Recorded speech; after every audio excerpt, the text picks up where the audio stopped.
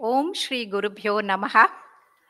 ಪ್ರಾತಸ್ಮರಣೀಯರಾದಂಥ ಮಹಾಶಿವಯೋಗಿ ಶ್ರೀಮದ್ ಜಗದ್ಗುರು ಶಿವಾನಂದ ಮಹಾಸ್ವಾಮಿಗಳು, ಅವರ ಶಿಷ್ಯರಾದಂಥ ವೇದಾಂತ ಕೇಸರಿ ಮಲ್ಲಿಕಾರ್ಜುನ ಸ್ವಾಮಿಗಳು, ಅವರ ಶಿಷ್ಯರಾದಂಥ ಜ್ಞಾನಸಾಗರ ಶ್ರೀ ಸಿದ್ದೇಶ್ವರ ಅಪ್ಪವರನ್ನ ಮನದಲ್ಲಿ ಗೌರವಪೂರ್ವಕವಾಗಿ ಅತ್ಯಂತ ಗೌರವದಿಂದ ಸ್ಮರಿಸುತ್ತಾ, ನಮಿಸುತ್ತಾ, ವಂದಿಸುತ್ತಾ,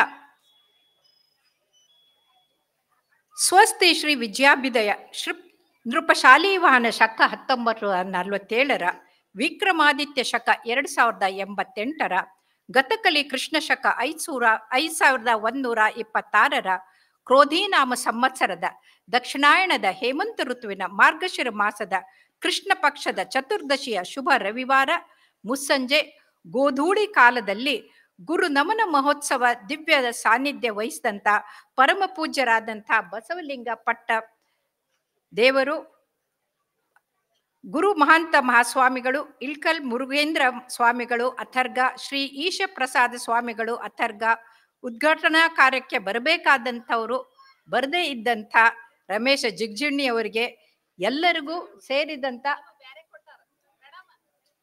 ಹೌದಾ, ಇರ್ಲಿ ಬಿಡ್ರಿ.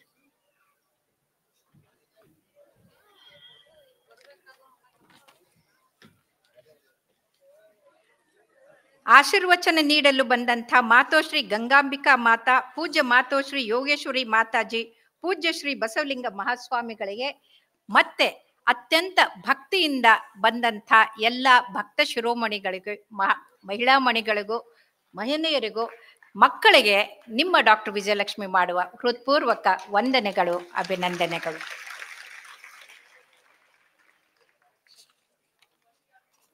ಯಾ ದೇವಿ ಸರ್ವಭೂತೇಷು ಮಾತೃರೂಪೇಣ ಸಂಸ್ಥಿತ ನಮಸ್ತಸ್ಸೆ ನಮಸ್ತಸ್ಸೆ ನಮಸ್ತಸ್ಸೆ ನಮೋ ನಮಃ ಅಂತೀವಿ. ಕೇವಲ ಮಾತೃರೂಪೇಣ ಅಲ್ಲ, ಕ್ಷಮಾರೂಪೇಣ, ದಯಾರೂಪೇಣ, ಕಾಂತಿರೂಪೇಣ, ಶಾಂತಿರೂಪೇಣ, ಶಕ್ತಿ ರೂಪೇಣ ಅಂತ ಷಟ್ ಸದ್ಗುಣಗಳನ್ನು ಹೊಂದಿದಂಥ ಜಗನ್ಮಾತೆಯ ಸ್ವರೂಪವೇ ಇಲ್ಲಿ ಸೇರಿದಂಥ ಎಲ್ಲ ಮಾತೆಯರು. ಚಪ್ಪಾಳೆ ತಟ್ಬೋದು, ಯಾಕಂದ್ರೆ ಜಗನ್ಮಾತೆಯ ಸ್ವರೂಪರಾದಂಥವರು ಮಾತೆಯ ಸಮಾನ ಅಂತ. ನಾವು ಮಹಿಳೆ ಪ್ರಕೃತಿ, ಆದರೆ ಮಾತೆ ಸಂಸ್ಕೃತಿ. ಮಹಿಳೆ ಸುಂದರಿ, ಮಾತೆ ಸರಸ್ವತಿ. ಮಹಿಳೆ ಉಪಕಾರಿ, ಮಾತೆ ಮಾನವತೆಗೆ ಮಾದರಿ. ಹೆಣ್ಣು ಕುಟುಂಬಕ್ಕೆ ಕಣ್ಣು, ಆದರೆ ತ್ಯಾಗಮಯಿ ಆದಂಥ ತಾಯಿ ಪ್ರಪಂಚಕ್ಕೆ ಕಣ್ಣು ಅನ್ನೋದನ್ನ ನಾವು ಮರಿಬಾರ್ದು. ಜಗತ್ತಿಗೆ ಮಗುವನ್ನ ಕೊಡೋದು ತಾಯಿ, ಆದರೆ ಜಗಜ್ಜನನಿಯ ಸ್ವರೂಪವಾದಂಥ ತಾಯಿಗೆ, ಆ ಮಗುವಿಗೆ ತಾಯಿಯೇ ಜಗತ್ತು. ಅದಕ್ಕೆ ಜಗತ್ತೇನು ಗೊತ್ತಿಲ್ಲ. ಜಗತ್ತನ್ನ ಕಾಣಬೇಕಾದ್ರೆ ಆ ತಾಯಿಯ ಮಾರ್ಗದರ್ಶನ ಬಹಳ ಮುಖ್ಯ ಆಗತ್ತೆ. ಹಾಗಾಗಿ ಸಾಮಾನ್ಯ ಮಗುವನ್ನ ಅಸಾಮಾನ್ಯ ವ್ಯಕ್ತಿಯಾಗಿ ಅಲ್ಲ, ಶಕ್ತಿಯಾಗಿ ಬೆಳೆಸುವ ಶಕ್ತಿ ಯಾರಿಗಿದೆ ಅಂದ್ರೆ ಮಾತೃ ವಾತ್ಸಲ್ಯ ಇರುವಂಥ ಮಾತೆಯರಿಗೆ ಮಾತ್ರ ಅಂತ ನಾವು ಹೇಳಬಹುದು. ಆದ್ದರಿಂದ ಋಗ್ವೇದದಲ್ಲಿ ಮಾತೃದೇವೋಭವ ಅಂತಾರೆ. ಅಂದ್ರೆ ಪಿತೃದೇವೋಭವ, ಗುರುದೇವೋಭವ, ಅತಿಥಿ ದೇವೋಭವ ಎಲ್ಲ ಇದೆ. ಮೊದಲು ಬರೋದು ಮಾತೃದೇವೋಭವ ಅಂತ.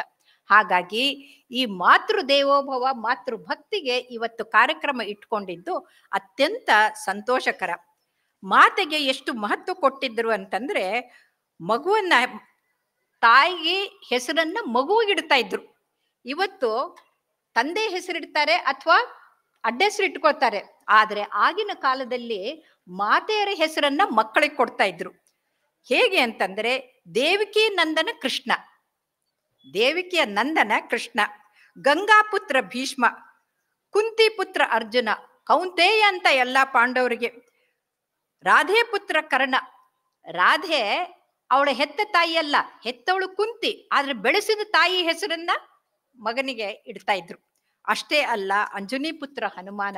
ಹೀಗೆ ನೀವು ಯಾರನ್ನೇ ತಗೊಳ್ಳಿ, ಶಕ್ತಿ, ಭಕ್ತಿ, ಮಹಾಜ್ಞಾನಕ್ಕೆ ಹೆಸರಾದಂಥ ಇವರೆಲ್ಲ ಶೂರ, ವೀರ, ಧೀರ, ಅತಿರಥ ಮಹಾರಥರಿಗೆ ಹೆಸರು ಇಡ್ತಾ ಇದ್ದಿದ್ದು ಯಾರ್ದು? ಅವ್ರ ತಾಯಿಯಿಂದ. ಆದ್ರೆ ಇವತ್ತು ಎಲ್ಲೋ ಆ ತಾಯಿನ ಮರ್ತೇ ಬಿಟ್ಟಿದ್ದಾರೆ. ಆಂಗ್ಲರ ಪ್ರಭಾವದಿಂದ ಮಮ್ಮಿ ಅಂತ ಇದ್ದಾರೆ, ಮಕ್ಕಳಿಗೆ ಇಂಕಿ ಪಿಂಕಿ ಪಾಂಕಿ ವಿಕ್ಕಿ ಮಿಕ್ಕಿ ಅಂತ ಏನೇನೋ ಹೆಸರುಗಳನ್ನ ಇಡ್ತಾ ಇದ್ದಾರೆ. ತಾಯಿ ಹೆಸರು ಇಲ್ಲ, ಮಕ್ಕಳಿಗೂ ಹೆಸರಿಲ್ಲ, ಏನೇನೋ ಹೆಸರುಗಳು.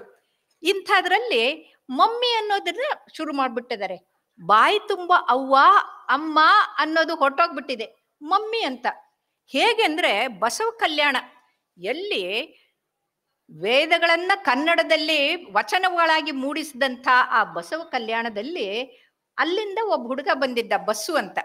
ಅವನು ಹೃದಯದಲ್ಲಿ ರೋಗವ ಇದನ್ನ ಸರಿಪಡಿಸಕ್ಕೆ ಲೋಕಲ್ ಇಂಜೆಕ್ಷನ್ ಚುಚ್ಚುತ್ತಾ ಇದ್ದಂಗೆ ಮಮ್ಮಿ ಅಂತ ಕಿರ್ಚ್ಕೊಂಡ. ಯಾಕೋ ಬಸ್ಸು ಮಮ್ಮಿ ಅಂತ ಇದೆಯಾ ಅಂತಂದೆ. ನಮ್ ಮಿಸ್ ಹಂಗ ಕಳ್ಸ್ಕೊಟ್ಟಿದಾರ್ರಿ ಅಂತಂದ. ಅಕ್ಕವ್ರಿಲ್ಲ, ಮಿಸ್ ಅಂದ್ರೆ ಏನು, ಕಳೆದೋಯ್ತು ಅಂತ, ಹೊಟ್ಟೋಯ್ತು ಅಂತ, ಎಲ್ಲ ಕಳ್ಕೊಂಡಿದ್ದು. ಅದಕ್ಕೆ ನಾನು ಕೇಳಿದೆ, ಯಾಕೋ ಮಮ್ಮಿ ಯಾಕಂತೀಯೋ ಅಂತ. ಮಿಸ್ ಕಳ್ಸಿದಾರ್ರಿ ಅಂತ. ಮಮ್ಮಿ ಅಂದ್ರೆ ನಿನ್ಗೇನ್ ಗೊತ್ತೇನೋ ಬಸ್ಸು ಅಂತ ಕೇಳಿದೆ ನಾನು.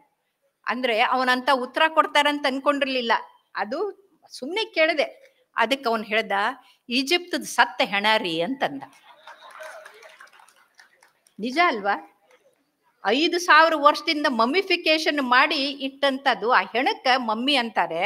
ನಮ್ಮ ಮಕ್ಕಳು ಮಮ್ಮಿ ಅಂದ್ರೆ ಮುಂದ್ ಗತಿ ಏನು ಅಂತ. ಸತ್ತ ಹೆಣಕ್ ನೀವು ಮಮ್ಮಿ ಅಂತ ಅನ್ನೋರಾದ್ರೆ ದೇವತೆ ಎಲ್ಲಿ ಬರ್ತಾರೆ, ಇದೆಲ್ಲಿ ಬರ್ತದೆ, ಮಾತೃದೇವೋಭವ ಎಲ್ಲಿ ಬರುತ್ತೆ? ಇಲ್ಲ.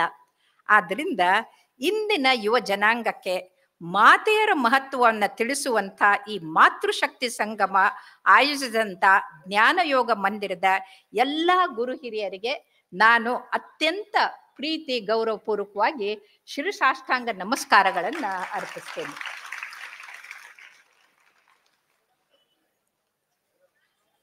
ಒಂದು ತಿಂಗಳ ಪ್ರವಚನದಲ್ಲಿ ಸಿದ್ದೇಶ್ವರಪ್ಪ ಅವರು ಎಲ್ಲೇ ಹೋದ್ರು, ಇಲ್ಲೇ ಶಶಿಕಲಾ ಅಕ್ಕ ಅವರಿದ್ದಾರೆ, ಅವ್ರ ತವರೂರಿಗೆ ಹೋದಾಗ ಕೂಡ ಒಂದು ದಿನ ನನ್ನ ಕರಿತಾ ಇದ್ರು, ಒಂದು ರವಿವಾರ ಕರಿತಾ ಇದ್ರು. ಅದಕ್ಕೆ ಇವರು ನನ್ನ ರವಿವಾರನೇ ಕರೆದಿದ್ದಾರೆ. ಯಾಕೆ ಅಂತಂದ್ರೆ ಆರೋಗ್ಯದ ಬಗ್ಗೆ ಹೇಳ್ಕೊಡ್ಲಿ ಅಂತ. ಆಮೇಲೆ ಪ್ರವಚನ ಮುಗಿದ ಮೇಲೆ ಕೆಳಗಡೆ ಕೂತ್ಕೊಂಡು ಅವ್ರಿಗೆ ನಮಸ್ಕಾರ ಮಾಡಿ ಹೇಳಕ್ ಹೋದ್ರೆ, ಇದು ಬೇಕಾಗಿದೆ ರೀ, ಇವತ್ತಿನ ಜನರಿಗೆ ಬೇಕಾಗಿದೆ ರೀ ಅಂತಂದವ್ರು. ಅಷ್ಟು ಮೃದು ಸ್ವಭಾವ. ಅದು ಮಾತೃವಾತ್ಸಲ್ಯ. ಮಾತೃವಾತ್ಸಲ್ಯ ಅಂದ್ರೆ ಸಮಾಜದ ಆರೋಗ್ಯ ಚೆನ್ನಾಗಿರ್ಬೇಕು, ಅವರು ಚೆನ್ನಾಗಿರ್ಬೇಕು ಅನ್ನೋ ಆ ಪ್ರೀತಿಯ ಹೆಣ್ಣಿನ ಕರುಳು ಸಿದ್ದೇಶ್ವರ ಅಪ್ಪ ಅವ್ರಿಗಿತ್ತಂದ್ರೆ ತಪ್ಪಾಗ್ಲ. ಆ ಹೆಣ್ಗರಳು, ನಾವೇನ್ ಹೆಣ್ಗರಳು ಅಂತೀವಲ್ಲ, ಅದು ಬರೀ ಹೆಣ್ಮಕ್ಳಿಗೆ ಇರ್ಬೇಕಾಗಿಲ್ಲ, ಗಂಡಸರಿಗೂ ಇರಬೇಕು. ಯಾಕಂದ್ರೆ ಅಂತಃಕರಣ ಪ್ರೀತಿ ಅನ್ನೋದು ಎಲ್ಲರಿಗೂ ಇರಬೇಕು. ಯಾರಾದ್ರೂ ಕಷ್ಟದಲ್ಲಿದ್ರೆ ಅವ್ರು ಕಣ್ಣೀರು ಒರೆಸೋದು ಅದು ಸದ್ಗುಣ. ಹಾಗಾಗಿ ಇದಕ್ಕೆ ನಾವು ಬಹಳ ಪ್ರಾಮುಖ್ಯತೆಯನ್ನ ಕೊಡ್ತೀವಿ. ಇನ್ನ ಆರೋಗ್ಯ ಆಧ್ಯಾತ್ಮ ಎರಡು ಬೇರೆ ಅಲ್ಲ ಅಂತ ಹೇಳ್ತೀನಿ ನಾನು. ಯಾಕಂದ್ರೆ ಆರೋಗ್ಯ ಆಧ್ಯಾತ್ಮ ಒಂದೇ ನಾಣ್ಯದ ಎರಡು ಮುಖಗಳು. ಒಂದು ಕುಟುಂಬದ ಮಕ್ಕಳು ಆರೋಗ್ಯವಂತರಾಗಿರ್ಬೇಕಂದ್ರೆ ತಾಯಿ ಅನ್ನಪೂರ್ಣೇಶ್ವರಿನೇ ಕಾರಣ. ಆ ಕುಟುಂಬದಲ್ಲಿ ಆಧ್ಯಾತ್ಮ ಸರಿ ಇರ್ಬೇಕಂದ್ರೆ ದೇವ್ರ ಮುಂದೆ ದೀಪ ಹಚ್ಚಿ ಮಕ್ಕಳಿಗೆ ವಿಭೂತಿ ಹಚ್ಚಕ್ಕೆ ಕಲ್ಸ್ಕೊಡೋ ತಾಯಿನೇ ಮೊದಲ ಗುರು. ಹಾಗಾಗಿ ಆ ತಾಯಿಯ ಬಗ್ಗೆ ನಾವು ಅತ್ಯಂತ ಗೌರವಕ್ಕೆ ಕಾಣ್ಬೇಕು. ಇನ್ನ ನಾರಿ ಅಂತ ಕರೀತಾರೆ. ನಾರಿ ನಾನಿಂದ ನಾ ಅನ್ನುವ ಅಹಂಕಾರವನ್ನ ಬಿಟ್ಟು ರೀನಿಂದ ರೀತಿ ನೀತಿ ರಿವಾಜುಗಳನ್ನ ಕಲಿಸಿ ಮಣ್ಣಿನ ಮುದ್ದೆಯಾದಂಥ ಮಗುವನ್ನ ಸುಂದರ ಮೂರ್ತಿ ಮಾಡೋದು ಆ ತಾಯಿ. ಹಾಗಾಗಿ ಮಾತೃದೇವೋಭವ ಅನ್ನೋದು ಬಹಳ ಮುಖ್ಯ. ಭಗವಾನ್ ಬುದ್ಧಿಜಿಯವರು ಪ್ರವಚನಗಳಲ್ಲಿ ಯಾವಾಗ್ಲೂ ಹೇಳ್ತಾ ಇದ್ರು, ನಾನು ಕೇಳಿದ್ದೀನಿ, ತಾವು ಕೇಳಿದಿರಿ, ನೀವು ಕೇಳಿರ್ಬೇಕು. ಆದ್ರೂ ನಾವು ಪ್ರೊಫೆಸರ್ಗಳು ರಿವಿಷನ್ ಮಾಡ್ತೀವಿ, ಮತ್ತೆ ಮತ್ತೆ ಅದನ್ನ ಹೇಳಿದ್ರೆ ನಿಮಗೆ ನೆನಪುಳಿಯತ್ತೆ ಅಂತ. ಅವರು ಮಾತೃದೇವೋಭವ ಅನ್ನೋದಕ್ಕೆ ಒಂದು ಕಥೆಯನ್ನು ಹೇಳ್ತಾ ಇದ್ರು, ಅದು ಬಾಯಾಜಿದನ ಕತೆ. ಬಾಯಾಜಿದ ಅನ್ನೋನು ದೇವರನ್ನ ಕಾಣಬೇಕು, ಪರಮಾತ್ಮನ ಪ್ರಾಪ್ತಿ ಆಗ್ಬೇಕು ಅಂತ ಅವನು ವಯಸ್ಸಾದ ತಾಯಿಯನ್ನ ಬಿಟ್ಟು ಹಿಮಾಲಯಕ್ಕೆ ಹೋಗ್ತಾನೆ. ಹಳೆ ಕಾಲದಲ್ಲಿ ಅಲ್ಲೇ ಹೋಗ್ತಾ ಇದ್ರು. ಆದ್ರೆ ಇವತ್ತಾಗಲ್ಲ. ಜ್ಞಾನ ಯೋಗ ಮಂದಿರದಲ್ಲೇ ನೀವು ಎಲ್ಲವನ್ನ ಪಡಿಬಹುದು. ಹಿಮಾಲಯಕ್ಕೆ ಹೋಗ್ಬೇಕಾಗಿಲ್ಲ, ಇಲ್ಲೇ ನಿಮಗೆ ಸಿಕ್ಕತ್ತೆ. ಅವನು ಹೋದವನು ತಪಸ್ ಮಾಡ್ದ, ಅದ್ ಮಾಡ್ದ, ಇದ್ ಮಾಡ್ದ, ಆ ಗುರು ಈ ಗುರು ಅಂತ ಎಲ್ಲಾ ಸುತ್ತಾಕ್ದ.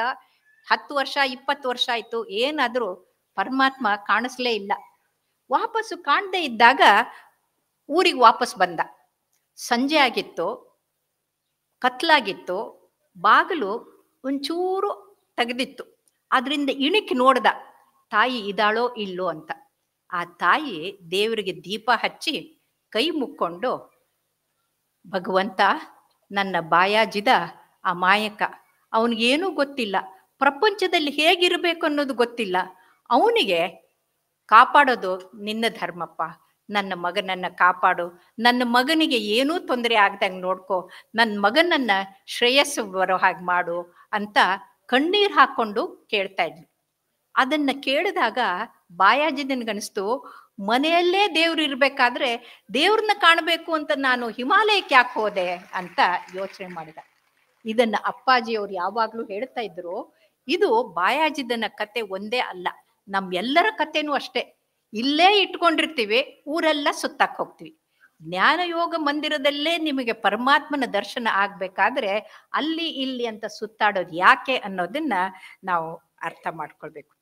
ಇನ್ನೊಂದು ಕತೆ ಅಪ್ಪಾಜಿ ಹೇಳ್ತಾ ಇದ್ದಿದ್ದು ಯಾವುದು ಅಂದ್ರೆ ಜಾಬಾಲನ ಕತೆ.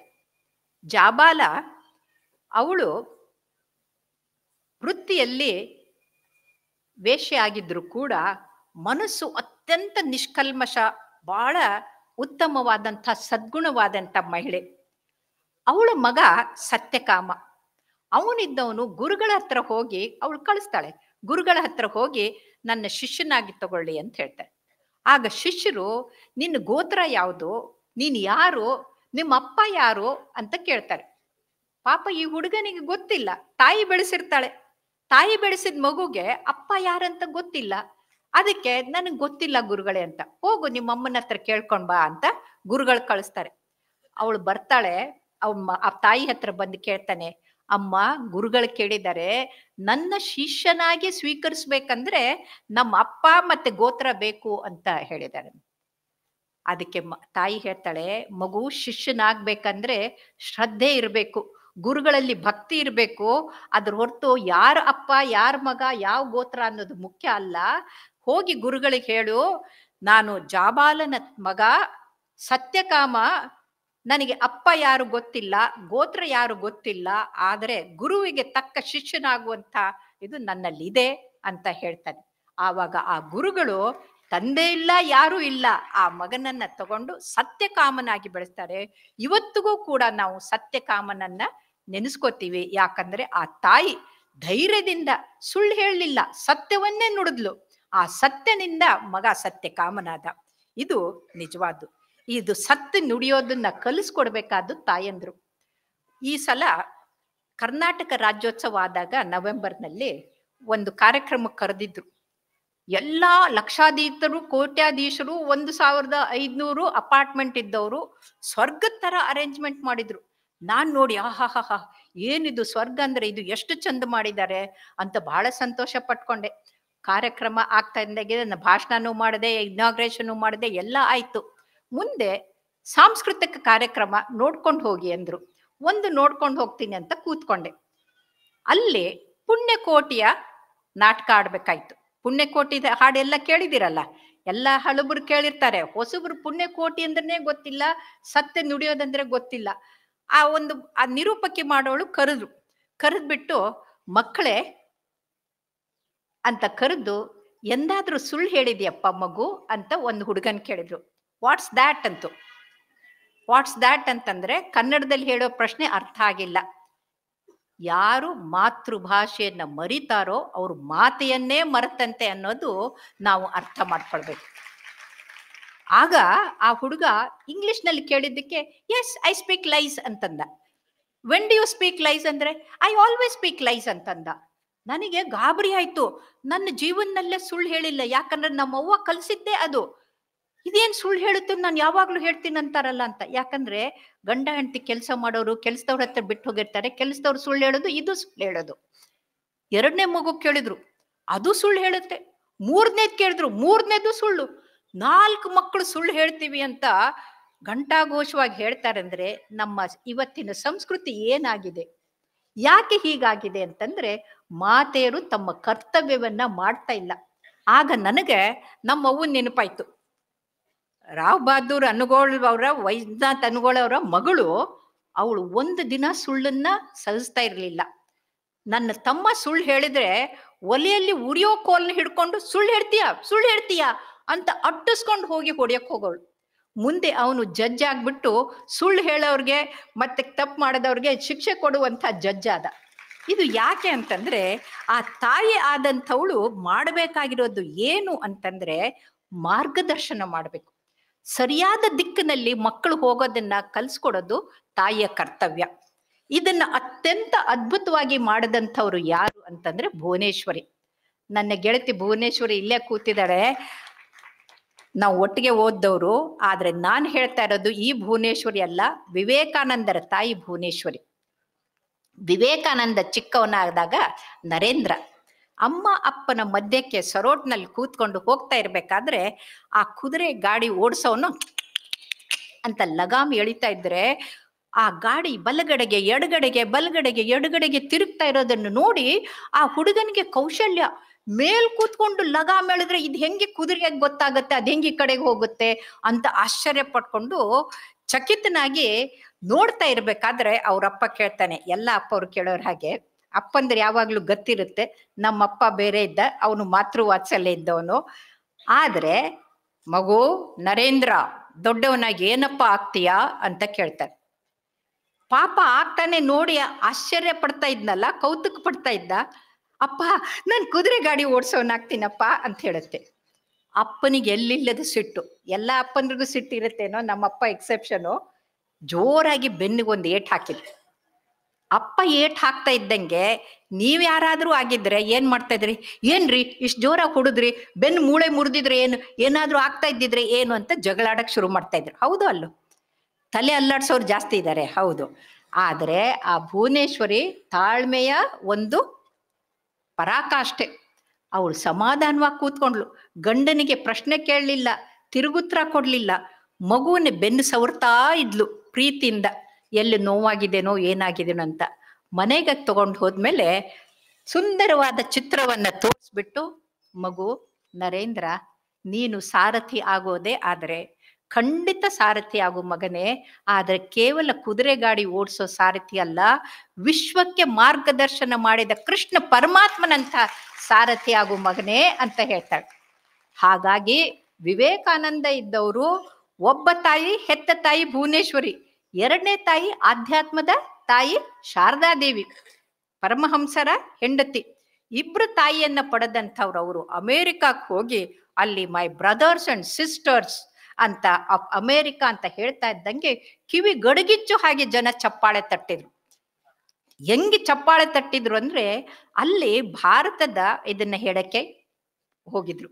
ನಾನು ಶಿಕಾಗೋನಲ್ಲಿ ಅಲ್ಲಿ ಹಾರ್ಟಲ್ಲಿರೋ ಹೋಲ್ನ ಮುಚ್ಚೋದನ್ನ ಟ್ರೈನಿಂಗ್ ತಗೊಳಕ್ ಹೋದೆ. ಅಲ್ಲಿ ಎಲ್ಲಿ ಅವ್ರು ನಿಂತು ಮಾತಾಡಿದ್ರಲ್ಲ, ಬ್ರಾನ್ಸ್ ಪ್ಲೇಕ್ ಹಾಕಿದ್ರು.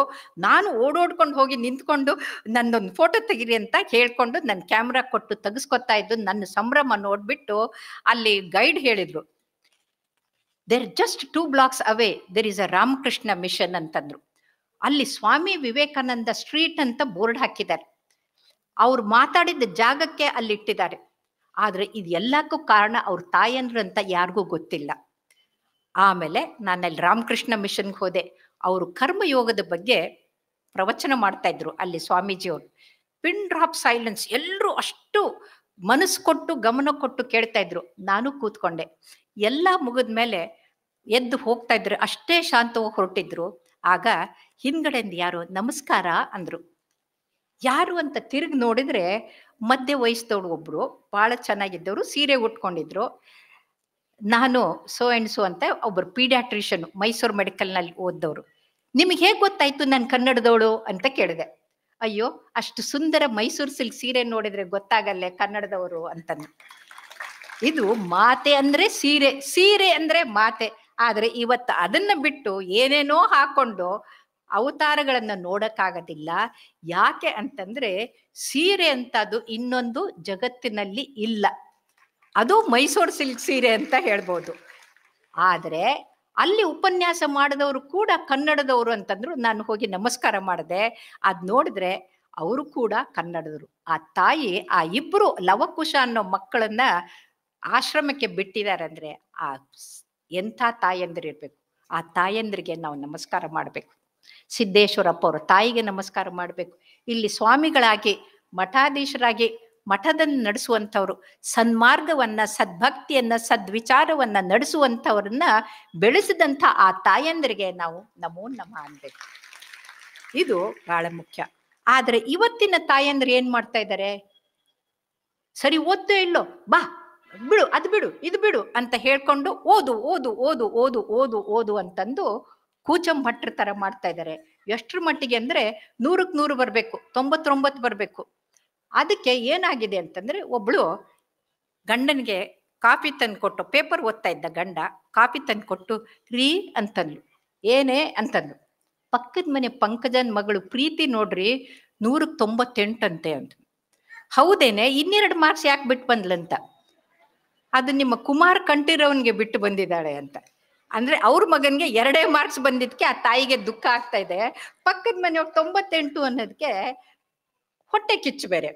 ಇದು ತಾಯಂದ್ರಿಗೆ ಇವ್ ಎರಡೂ ಬರಬಾರ್ದು. ಮಗನಿಗೆ ಮಾರ್ಗದರ್ಶನ ಕೊಟ್ಟು ಓದು, ಮಗ ಬೇರೆ ಮಗಳು ಬೇರೆ ಅಲ್ಲ ಅಂತ ಓದ್ಸೋದಿದೆಯಲ್ಲ, ಅದು ಬಹಳ ಮುಖ್ಯ. ಇವತ್ತು ತಾಯಂದ್ರು ಮಾಡ್ಬೇಕಾಗಿರೋದು, ಮಕ್ಕಳು ಅಂದ್ರೆ ಮಕ್ಕಳು, ಮಕ್ಕಳಿಗೆ ಅದೆಲ್ ಗಂಡ ಹೆಣ್ಣು ಅಂತ ಇಲ್ಲ.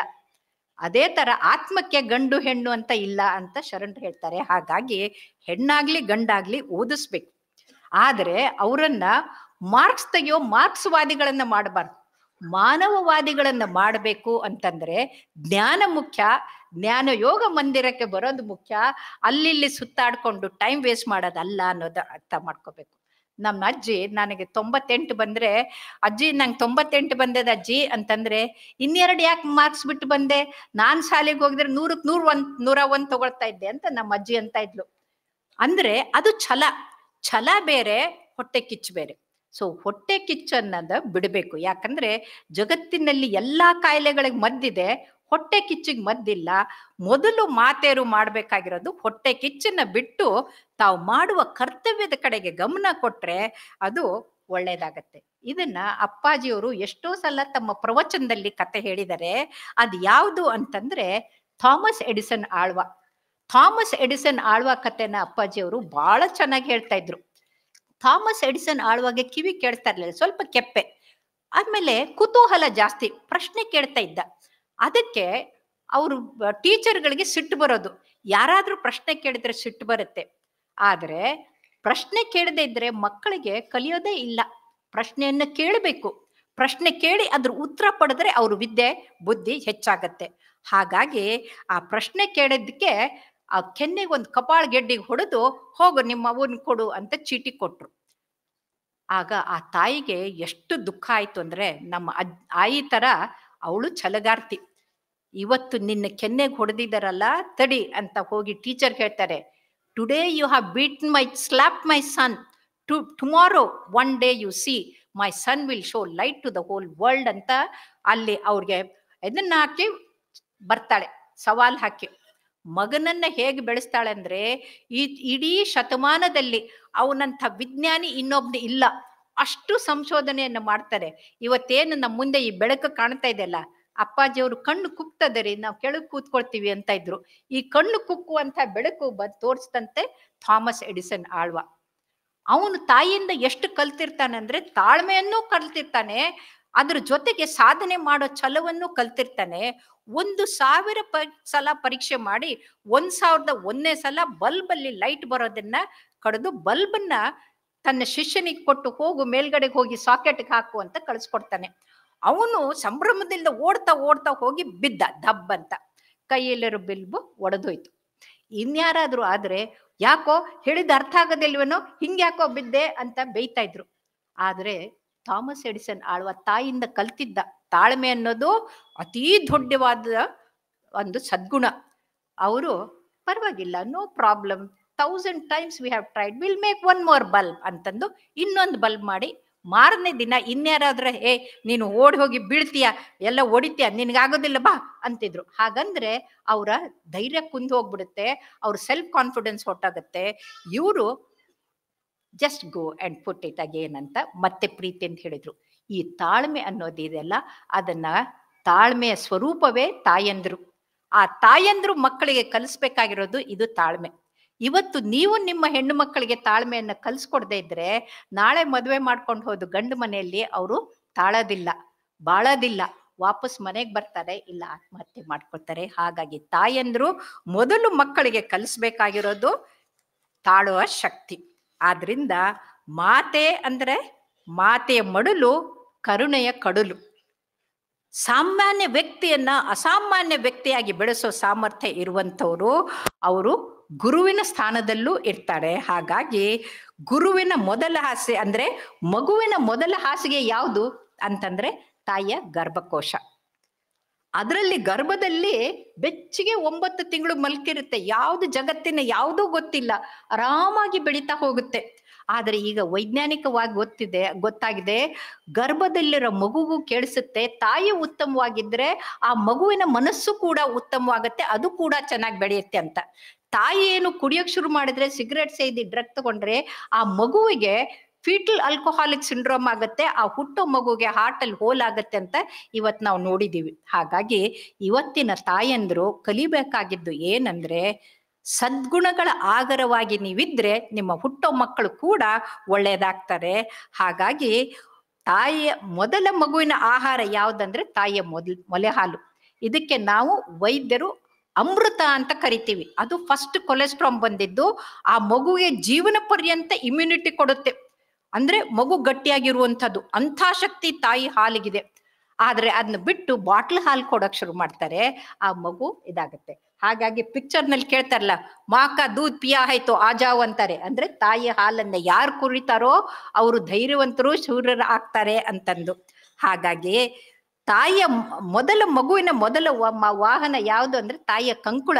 ಅಕ್ಕಿ ಹೊತ್ಕೊಂಡು ಊರೆಲ್ಲ ಸುತ್ತಾಕಿದ್ರೆ ಈ ಜಗತ್ತನ್ನೆಲ್ಲ ನೋಡ್ಕೊಂಡ್ ಬರುತ್ತೆ, ಅದು ಮೊದಲೇ ವಾಹನ. ಮಗುವಿನ ಮೊದಲ ಸೋಪ ಯಾವ್ದಂದ್ರೆ ತಾಯಿಯ ಮಡಲು. ಮಗುವಿನ ಮೊದಲ ಗುರು ಯಾರು ಅಂದ್ರೆ ತಾಯಿ. ಮಗುವಿನ ಫಸ್ಟ್ ವೈದ್ಯ ಯಾರು ಅಂದ್ರೆ ತಾಯಿ. ಆಮೇಲೆ ಮಗುವಿಗೆ ಅಪ್ಪ ಅಮ್ಮ ಅಂತ ಮಾತನ್ನ ಕಲಿಸುವವಳು ತಾಯಿ.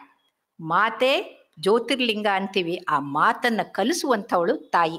ಹಾಗಾಗಿ ಆ ತಾಯಿಯ ಆಸರೆ ಅನ್ನೋದಿದೆಯಲ್ಲ, ಅದು ಬಹಳ ದೊಡ್ಡದು. ಹಾಗಾಗಿ ಹೆಣ್ಣಿಗೆ ನಾವು ಹೆಣ್ಣು ಅಂತಂದೆ, ಸಮಾಜದ ಹುಣ್ಣು ಅಂದೆ, ಅವಳನ್ನ ಮಾತೆ ಅಂತ ನೋಡಿದಾಗ ನಮಗೆ ಯಾವತ್ತೂ ಯಶಸ್ಸು ಸಿಕ್ಕತ್ತೆ. ಇಷ್ಟೊತ್ತವರೆಗೂ ಅವ್ರ ಕತೆ ಹೇಳಿದೆ. ಈಗ ನನ್ನ ಕತೆ ಇಲ್ಲಿವರೆಗೂ ನಾನು ಯಾರ ಹತ್ರ ಹೇಳಿಲ್ಲ, ಇವತ್ತು ನಿಮಗೆ ಹೇಳ್ತಾ ಇದ್ದೀನಿ. ನಾನು ಹೇಳಿದ್ರು ಕರ್ನಾಟಕದ ಪ್ರಥಮ ಮಹಿಳೆ, 40 ಗೋಲ್ಡ್ ಮೆಡ್ಲು ಅದೆಲ್ಲ ಅಂದ್ರು. ಆದ್ರೆ ಇವತ್ತು ನಾನು ಇಲ್ಲಿ ನಿಲ್ಬೇಕಾದ್ರೆ, ನಾನು ವಿಶ್ವದಲ್ಲಿ 40 ಗೋಲ್ಡ್ ಮೆಡಲ್ ತಗೊಳ್ಬೇಕಂದ್ರೆ ಕಾರಣ ನನ್ನ ತಾಯಿ ಕೂಡ. ಒಂದು ಸಲ ಕರ್ನಾಟಕದ ಫಸ್ಟ್ ಲೇಡಿ ಕಾರ್ಡಿಯಾಲಜಿಸ್ಟ್ ಆಗಿ ಪೀಡಿಯಾಟ್ರಿಕ್ ಕಾರ್ಡಿಯಾಲಜಿ ಟ್ರೈನಿಂಗ್ ತಗೊಂಡು ಅಮೇರಿಕಾನಿಂದ ಬಂದ ಮೇಲೆ ನನ್ನ ವಿದ್ಯಾರ್ಥಿ ನನ್ನ ಅಗೇನ್ಸ್ಟ್ ಕೋರ್ಟಲ್ಲಿ ಕೇಸ್ ಹಾಕಿರು. ಅಂದ್ರೆ 48 ವಯಸ್ಸಾಗಿದೆ, ಅಸಿಸ್ಟೆಂಟ್ ಪ್ರೊಫೆಸರ್ಗೆ 40 ವರ್ಷ ಇರಬೇಕಾಗಿತ್ತು, ಇವ್ರನ್ನ ತೆಗಿಬೇಕು ಅಂತ. ನಾನು ಲಾಯರ್ ಫೀಸ್ ಕಟ್ಟಕ್ಕಾಗ್ತಾ ಇಲ್ಲ, ಸುಪ್ರೀಂ ಕೋರ್ಟ್ಗೆ ಹೋಗ್ಬೇಕು. 60,000 ಸುಪ್ರೀಂ ಕೋರ್ಟ್ ಫೀಸ್ ಆಗಿನ ಕಾಲದಲ್ಲಿ, ಈಗ ಎಷ್ಟೋ ಗೊತ್ತಿಲ್ಲ. ಅಳ್ತಾ ಕೂತ್ಕೊಂಡಿದ್ದೆ. ಯಜಮಾನ್ರು ಇರ್ಲಿ ಬಿಡು, ಅದೇನ್ ಮಾಡ್ತೇವೆ, ಹೋದ್ರೆ ಹೋಗ್ಲಿ, ಕೂತ್ಕೊ ಮನೆಯಲ್ಲಿ ಅಂತಂದ್ರು. ಯಜಮಾನ್ರು ಸಪೋರ್ಟ್ ಇಲ್ಲ, ಯಾರ್ದು ಇಲ್ಲ.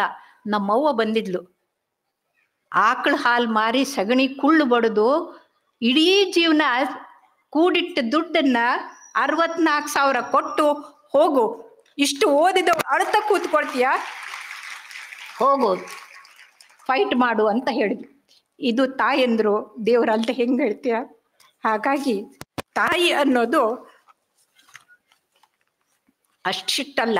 ಇದಕ್ಕೆ ಹೇಳ್ತಾರೆ ಓದದೇ ಇರೋ ತಾಯಿ. ನಮ್ಮವ್ವ ಓದಿದ್ದು ಬರೀ 4ನೇ ಕ್ಲಾಸ್.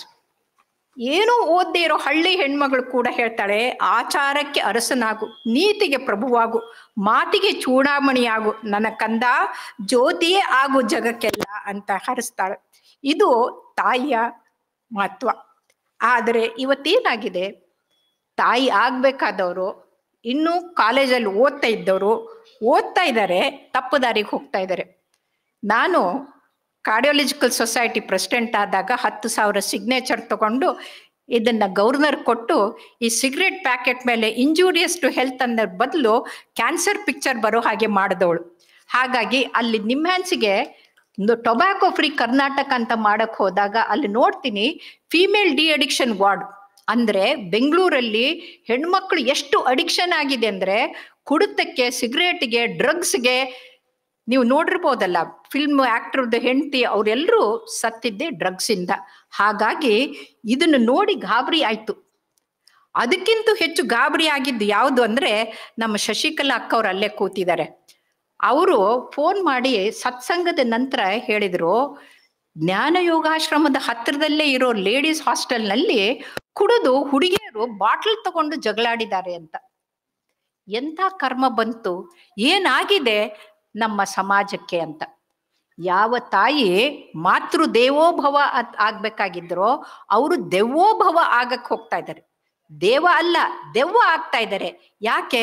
ತಾವು ಹಾಳಾಗಿ, ಕುಟುಂಬನೂ ಹಾಳು ಮಾಡಿ, ಮಕ್ಕಳನ್ನು ಹಾಳು ಮಾಡಿ, ಇಡೀ ಸಮಾಜವನ್ನ ಹಾಳು ಮಾಡುವಂಥ ಕೆಲಸ ಇದು ಆಗಬಾರ್ದು. ಇದಕ್ಕೆ ನಾನು ಟ್ರಾನ್ಸ್ಪ್ಲಾಂಟ್ ಕಮಿಟಿಯಲ್ಲಿದ್ದೀನಿ. ಒಂದು 37 ವರ್ಷದ ಇಂಜಿನಿಯರು ಲಿವರ್ ಟ್ರಾನ್ಸ್ಪ್ಲಾಂಟಿಗೆ ಬಂದಿದ್ದ. ಸೀರಿಯಸ್ ಆಗಿ ಲಿವರ್ ಫೇಲ್ಯೂರ್ ಆಗಿ ಇನ್ನೇನು ಸಾಯ್ಬೇಕೋ. ಅದಕ್ಕೆ ನಾನು ಕೇಳಿದೆ ಯಾರು ಕೊಡ್ತಾರೆ ಅಂತ. ಯಾಕಂದ್ರೆ ಸಂಬಂಧಿಕರೇ ಕೊಡಬೇಕು. ಯಾರು ಕೊಡ್ತಾ ಇದ್ದಾರೆ ಅಂದ್ರೆ ಅವ್ರ ಅತ್ತೆನೇ ಕೊಡ್ತಾ ಇದ್ದಾರೆ ಅಂತ. ಆ ಅತ್ತೆ ಕೈ ಮುಕ್ಕೊಂಡು ನಿಂತ್ಕೊಂಡು ನಾನು ಕೊಡ್ತಿದ್ದೀನ್ರಿ ಅಂತಂದು. ಇವನಿಗೆ 37 ವರ್ಷ, ಅತ್ತೆಗೆ 52 ವರ್ಷ, ಹೆಂಡತಿಗೆ 32 ವರ್ಷ. ನಾನು ಮನೆಗೆ ಬಂದು ನನ್ನ ಮಗಳಿಗೆ ಹೇಳಿದೆ, ಏನ್ ಕರ್ಮ ಕಣೆ ಹೆಣ್ಣು ಹೊತ್ತವ್ರಿಗೆ. ಮೊದಲು ಬರೀ ವರದಕ್ಷಿಣೆ ಕೊಡಬೇಕು, ಮದುವೆ ಮಾಡಬೇಕು, ಅಳಿಯನ್ ನೋಡ್ಬೇಕು, ಮನೆ ತೊಳೆಯನ್ ನೋಡ್ಕೋಬೇಕು, ಎಲ್ಲ ಮಾಡ್ಬೇಕಾಗಿತ್ತು.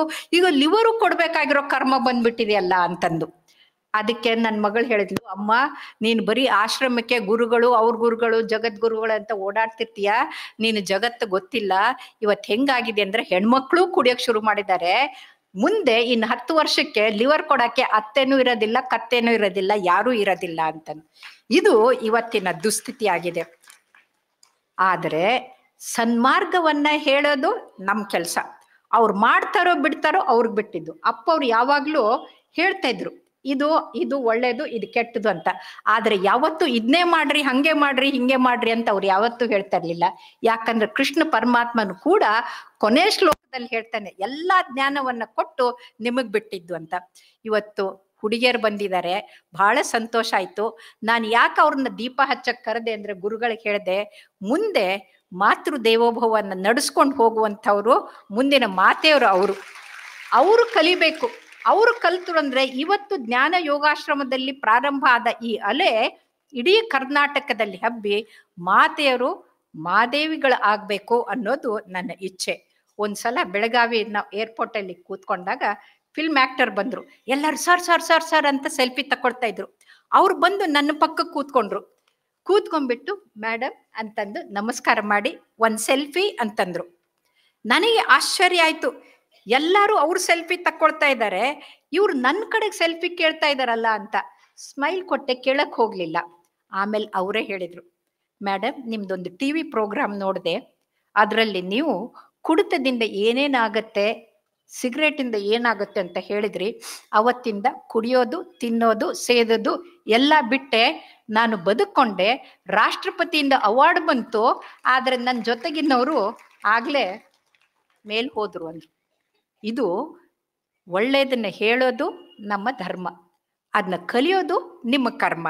ಹಾಗಾಗಿ ನಾವು ಸುಂದರ, ಸುಶೀಲ, ಸೃಜನಶೀಲವಾದಂಥ ಒಂದು ಸಮಾಜವನ್ನ ಕಟ್ಟಬೇಕಂದ್ರೆ ಮಾತೆಯರು ತಮ್ಮ ಮಹತ್ವವನ್ನ ಅರಿಬೇಕು. ಕೇವಲ 9 ತಿಂಗಳು ಹೊತ್ತು ಹೆತ್ತು ಅಮೃತದಂತ ಹಾಲು ಕುಡಿಸಿದ್ರೆ ಸಾಲದು. ಆ ಮಗುವಿಗೆ ಸನ್ಮಾರ್ಗ ತೋರಿಸೋದು, ಸತ್ಸಂಗದಲ್ಲಿ ಇರೋದನ್ನ. ಇಲ್ಲಿ ಇಷ್ಟು ಜನ ಬಂದಿದ್ದೀರಲ್ಲ, ಬಹುಶಃ ಇಡೀ ಕರ್ನಾಟಕಕ್ಕೆ ಮಾತೆಯರು ಯಾರು ಅಂದ್ರೆ, ಮಾದರಿ ಅಂದ್ರೆ ನಮ್ಮ ಜ್ಞಾನ ಯೋಗಾಶ್ರಮದಲ್ಲಿ ಬಂದಂಥ ಮಾತೆಯರು ಅಂತ ನಾವು ಹೇಳ್ಬೋದು. ಹಾಗಾಗಿ ಒಂದು ಸುಭಾಷಿತ ಇದೆ, ನಾಸ್ತಿ ವಿದ್ಯಾ ಸಮಂ ಮಿತ್ರ, ನಾಸ್ತಿ ಶತ್ರುಂ ಸಮಂ ರಿಪುಃ, ನಾಸ್ತಿ ಧರ್ಮಂ ಸಮಂ ಬಂಧುಃ, ನಾಸ್ತಿ ಮಾತೃದೇವಂ ಪರದೇವತಃ ಅಂತ. ಅಂದ್ರೆ ವಿದ್ಯೆಗೆ ಸಮನಾದಂಥ ಮಿತ್ರನಿಲ್ಲ, ರೋಗಕ್ಕೆ ಸಮನಾದಂಥ ಶತ್ರು ಇಲ್ಲ, ಧರ್ಮಕ್ಕೆ ಸಮನಾದಂಥ ಬಂಧು ಇಲ್ಲ, ಆದ್ರೆ ಮಾತೆಗೆ ಸಮನಾದ ದೇವರು ಇಲ್ಲ ಅಂತ. ಅಂದ್ರೆ ಮಾತೆಯೇ ಅತ್ಯಂತ ಉತ್ತಮವಾದಂಥ ಸದ್ಗುಣದ ಆಗರ. ಹಾಗಾಗಿ ಮಾತೆಯರು ಹಾಗಿರ್ಬೇಕು. ಆದರೆ ಇವತ್ತಿನ ದುಃಖ ಅಂದ್ರೆ ಮಾತೆಯನ್ನ ಮರ್ತಿದ್ದಾರೆ. ಲಕ್ಷ್ಮಣ್ ರಾವ್ ಅಂತ ಕವಿಗಳು, ಅವರು ನನ್ನ ತಂಗ್ಯವ್ವ ಅಂತ ಕರೀತಾರೆ. ನಿನ್ನೆ ಕೂಡ ಅವ್ರದ್ದೊಂದು ಬುಕ್ಕು ನಂದೊಂದು ಬುಕ್ಕು ಬಿಡುಗಡೆ ಆಯ್ತು. ಅವರು ತಾಯಿಯ ಬಗ್ಗೆ ಒಂದು ಕವಿತೆಯನ್ನು ಬರೆದಿದ್ದಾರೆ, ಜನಪ್ರಿಯವಾದಂಥ ಕವನ. ಅದನ್ನ ನಿಮಗೆ ಓದ್ತೀನಿ. ಅಮ್ಮ ನಿನ್ನ ಎದೆಯಾಳದಲ್ಲಿ ಗಾಳಕ್ಕೆ ಸಿಕ್ಕ ಮೀನು, ಅಮ್ಮ ನಿನ್ನ ಎದೆಯಾಳದಲ್ಲಿ ಗಾಳಕ್ಕೆ ಸಿಕ್ಕ ಮೀನು, ಮಿಡುಕಾಡುತ್ತಿರುವೆ ನಾನು, ಕಡಿಯಲೊಲ್ಲೆ ನೀ ಕರುಳ ಬಳ್ಳಿ, ಒಲವು ಹಿಡಿಕೋತಾಯಿ, ಬಿಡದ ಭೂಮಿಯ ಮಾಯೆ, ನಿನ್ನ ರಕ್ಷೆಯ ಗೂಡಿನಲ್ಲಿ ಬೆಚ್ಚಗೆ ಅಡಗಲಿ ಎಷ್ಟು ದಿನ, ಗೂಡು ಹೊರಗೆ ನನ್ನ ಓಟ ಕಲಿಕೆ ನೋಟ ಒಳಗೆ, ಕಲಿವೆನಾ ಕಲಿವೆ ಊರ್ಧ್ವ ಗಮನ ಓ ಅಗಾಧ ಗಗನ, ಮೇಲೆ ಹಾರಿ ನಿನ್ನ ಸೆಳೆತ ಮೀರಿ ನಿರ್ಭರ ಸ್ಥಿತಿಗೆ ತಲುಪಿ ಬ್ರಹ್ಮಾಂಡವನ್ನೇ ಬೆದಕಿ ಇಂದಿನ ತೀರಲು ಒಂದೇ ಬರುವೆನು, ಮತ್ತೆ ನನ್ನ ತೊಡೆಗೆ ಮೂರ್ತಿ ಪ್ರೇಮದ ಎಡೆಗೆ ಅಂತ ಹೇಳ್ತಾರೆ. ನಾವು ಎಷ್ಟೇ ಹಾರಿದ್ರು ಎಷ್ಟೇ ಮೇಲಕ್ಕೆ ಹೋದ್ರು ಕೊಡೆಗೆ ಮತ್ತೆ ನಾವು ತಾಯಿ ಹತ್ರ ಬರಬೇಕು ಅಂತ. ಆದ್ರೆ ದುರಂತ ಅಂದ್ರೆ GS ಶಿವರುದ್ರಪ್ಪ ಅವರ ಹೆಂಡತಿ ರುದ್ರಮ್ಮ ಅವರು ಒಂದು ವೃದ್ಧಾಶ್ರಮ ನಡೆಸ್ತಾ ಇದ್ರು. ಅವರು ಕಣ್ಣಲ್ಲಿ ನೀರ್ ತಕ್ಕೊಂಡು ನನಗೆ ಹೇಳಿದ್ರು, ನೋಡಿ ಮಕ್ಕಳು ಓದಿದ್ದಾರೆ, ಅಮೆರಿಕಕ್ಕೆ ಹೊರಟೋಗಿದ್ದಾರೆ, ತಾಯಿ ನೋಡ್ತಾ ಇಲ್ಲ, ವೃದ್ಧಾಶ್ರಮಕ್ಕೆ ಬಿಟ್ಟಿದ್ದಾರೆ, ತುಂಬಾ ಸೀರಿಯಸ್ ಆಗಿದೆ ಅಂತಂದ್ರೆ ನಾವು ದುಡ್ಡು ಕಳಿಸ್ತೀವಿ, ನೀವೇ ಚಿಕಿತ್ಸೆ ಕೊಡಿ ಅಂದ್ರು. ತೀರ್ಕೊಂಡ್ರು ಅಂತ ಹೇಳಿದ್ರೆ ನೀವೇ ಶವ ಸಂಸ್ಕಾರ ಮಾಡಿ ಅಂದ್ರು. ಇಂಥ ಮಕ್ಕಳು ಮೇಲೆ ಹೋಗಿ ಮತ್ತೆ ಗೂಡಿಗೆ ಬರದೇ ಇದ್ರೆ, ತಾಯಿ ಕಡೆಗೆ ಬರೆದಿದ್ರೆ ಏನು ಪ್ರಯೋಜನ ಅನ್ನೋದನ್ನ ನಾವು ಇವತ್ತಿಗೆ ನೋಡ್ಬೇಕಾಗಿದೆ. ಆದ್ದರಿಂದ ನಂದು ಒಂದು ಹನಿಗವನ, ಅವಳಿದ್ದರೆ ಮನೆ ಅರಮನೆ, ಅವಳಿಲ್ಲದಿದ್ದರೆ ಅದು ಮರಳ ಮನೆ, ತನುವಿಗೆ ತಂಪು ಕೊಡೋದು ಚಂದನ, ಮನೆಗೆ ತಂಪು ಕೊಡೋದು ಅವಳ ಸಾಂತ್ವನ, ಅವಳೇ ಮಮತಾಮಯಿ ಮೂರ್ತಿ ತಾಯಿ. ಸೊ ಆ ತಾಯಿಯ ಒಂದು ಸಾಂತ್ವನ ಇದೆಯಲ್ಲ, ಆ ಪ್ರೀತಿ ಯಾವತ್ತೂ ಕೂಡ ನಾವು ಮರೆಯಕ್ಕಾಗೋದಿಲ್ಲ. ತಾಯಿ ಅಂದ್ರೆ ಹೇಗಿರ್ಬೇಕು ಅಂದ್ರೆ ಹಳೆ ಕತೆಗಳನ್ನಲ್ಲ, ನಮ್ಮ ಅವ್ವನ ಕತೆ ಹೇಳಿದೆ. ಇನ್ನೊಬ್ಬ ಅವ್ವನ ಕತೆ ನಾನು ಹೇಳ್ತೀನಿ, ಯಾವ್ದಂದ್ರೆ ಸಮಯ ಆಯ್ತು ಅನ್ಸುತ್ತೆ. ಅದಕ್ಕೆ ಏನು ಅಂತಂದ್ರೆ, ಮನೆ ಬಾಗಿಲು ಶಬ್ದ ಆಗ್ತದೆ, ಗೇಟ್ ಶಬ್ದ, ಬೇಟಾ ದೇಖೋ ಕೌನ್ ಆಯಾ ಹೇ ಅಂತ ಹೇಳ್ತಾನೆ. ಹೊರಗಡೆ ಹೋಗಿ ನೋಡ್ಕೊಂಡು ಬಂದು ಮಾ ಕೂಡೆವಾಲ ಆಯಾ ಹೇ ಅಂತ ಮಗು ಹೇಳುತ್ತೆ. ಆ ಮಗು ಹೆಸರು ನರೇಂದ್ರನೇ. ಕೂಡೆವಾಲ ಅಂದಾಗ ಆ ತಾಯಿ ಹೇಳ್ತಾರೆ, ಬೇಟಾ ಓ ಕೂಡೆವಾಲ ನೈ ಹೈ, ಹಮ್ ಕೂಡೆ ಫೇಕ್ನೆ ವಾಲ ಹೈ, ಓ ಸಫಾಯಿ ಕರ್ಮಚಾರಿ ಹೈ ಅಂತ. ಅಂದ್ರೆ ಕಸ ಎಸೆಯೋರು ನಾವು, ಅವನಲ್ಲ, ಅವರು ಸ್ವಚ್ಛಗೊಳಿಸುವವರು ಅಂತ. ಆ ತಾಯಿಯ ಮಾತನ್ನ ಕೇಳಿದಂಥ, ಅಂದ್ರೆ ಯಾವ ಕೆಲಸನೂ ಕೀಳಲ್ಲ, ಅದು ದೊಡ್ಡ ಕೆಲಸ ಅಂತ ಹೇಳಿ ಮಗನಿಗೆ ಮಾರ್ಗದರ್ಶನ ಮಾಡಿ ಇವತ್ತು ಪ್ರಧಾನಮಂತ್ರಿಯಾಗಿ ಕೂಡಿಸಿ ಜಗತ್ತಿಗೆ ವಿಶ್ವನಾಯಕ ಆಗುವ ಹಾಗೆ ಮಾಡದಂಥ ಆ ತಾಯಿಯ ಮಾತನ್ನ ಕೇಳ್ಕೊಂಡು ಇನ್ನೇನು ಕುಂಭಮೇಳ ನಡೀತಾ ಇದೆ. ಹಿಂದಿನ ಕುಂಭಮೇಳ ನಡೆದಾಗ ಸ್ವಾಮಿಗಳ ಪಾದ ಪೂಜೆ ನೀವೆಲ್ಲರೂ ಕೇಳಿದಿರಿ, ಆದ್ರೆ ಸಫಾಯಿ ಕರ್ಮಚಾರಿಗಳ ಪಾದ ತೊಳೆದು ಪೂಜೆ ಮಾಡಿ ಅವ್ರಿಗೆ ಸನ್ಮಾನ ಮಾಡಿದಂಥವ್ರು ನರೇಂದ್ರ ಮೋದಿ ಅವ್ರು ಮಾತ್ರ.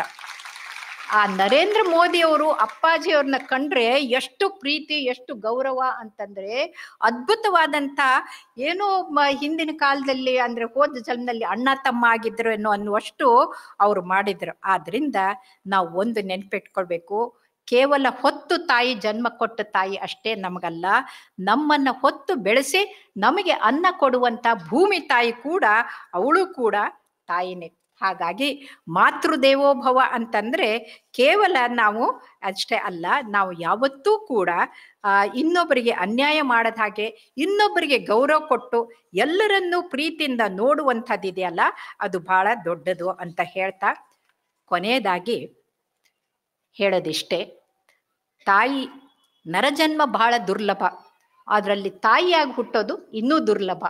ಆ ತಾಯಿಯಾಗಿ ಹುಟ್ಟಂದವರು ತಮ್ಮ ಕರ್ತವ್ಯವನ್ನ ಅರ್ಥಕೊಳ್ಳದನೆ ತಪ್ಪು ದಾರಿಗೆ ಹೋಗಿ ಅವರೇ ಏಡಿ ತರ ಆದರೆ ಪ್ರಯೋಜನ ಇಲ್ಲ.